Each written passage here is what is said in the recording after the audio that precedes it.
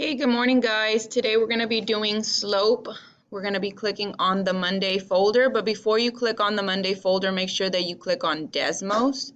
Desmos needs to be open so that you can be using it while you're watching the Edpuzzle. Make sure that you split screen.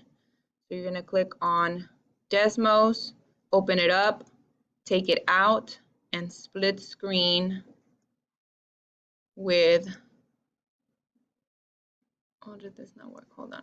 With this one. So when you click on Monday,